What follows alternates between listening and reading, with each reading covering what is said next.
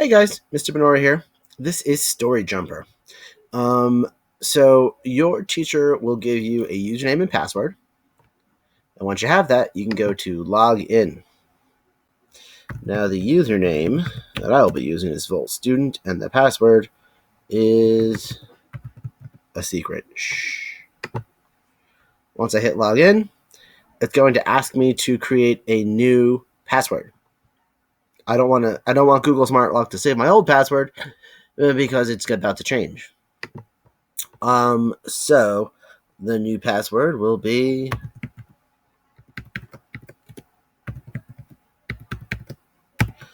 whatever your current Google password is. Make it easy for yourselves. You know that password, it'll work. I click submit, and now I'm in.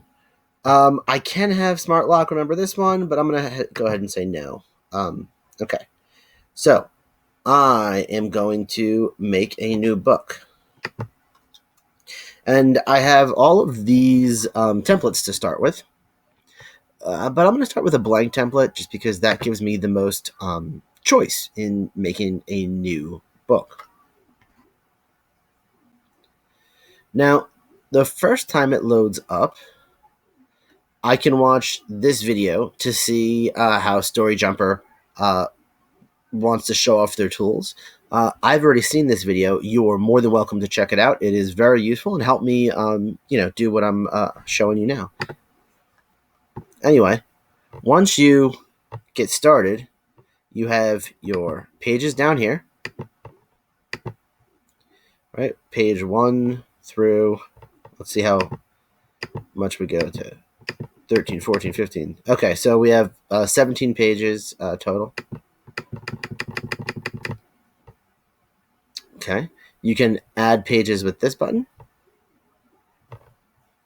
props and photos. All right, I'm going to go to page 2 because that's an easy place to start showing off what we're doing here. So I'm going to add a big text box, hopefully.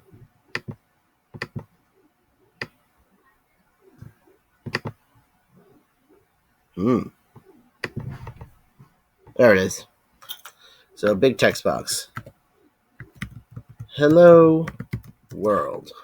And let's see, now I'll go ahead and highlight that. I'm not a big fan of the sans serif. That looks like fun. I'll change the font size. I can change the color. Let's make it a nice foresty kind of green. What else? If I keep hovering here, this one is fill color. So from white to yellow. Now the box is yellow. I can bold that. I can italicize. I can underline. I can change where things are there. All right, but I'm going to do that. And now let's see. I will drag that like such. And center. Other things I can do. I can put that in. Right, this is another text box type thing. I can grab it and move it down so it's not on top of that. Do you see how I had to hover over the little hand here? My mouse turns into a hand. Now I can move around. And if I click on this page, whatever I add will go on that page. All right, let's see. I can add props. I'm going to add a piece of cheese and some music notes. Same thing, when the mouse changes into a hand, I can move them where I want. I think a piece of cheese goes here, don't you? Now, I can also add scenes, and these are just literal backgrounds here. I can put underwater there, and let's over here. I didn't see it, but let's do a search for a beach. We're going to have to write the word scene. So we're going to look for beach.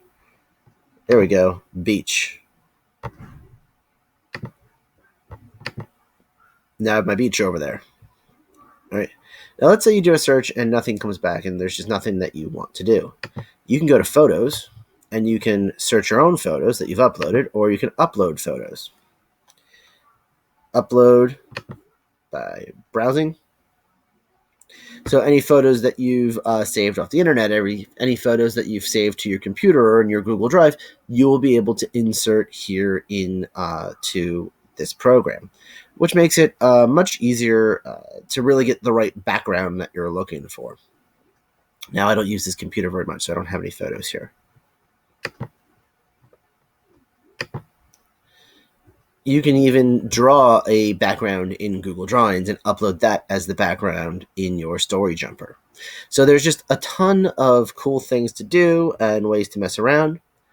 This invite button, you can add your students, and then you and your fellow student can collaborate on the book, which is a really, really cool thing to do here. You can print your books.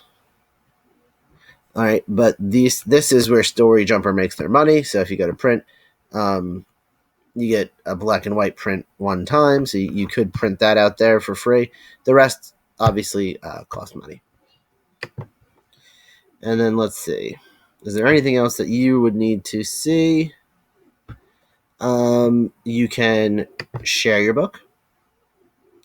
Actually, you can't, because apparently we need your parents' email address. So let's ignore that for now.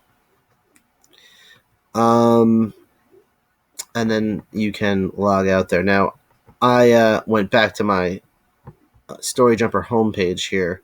So what I want to do is go back to edit the book that I was currently working on.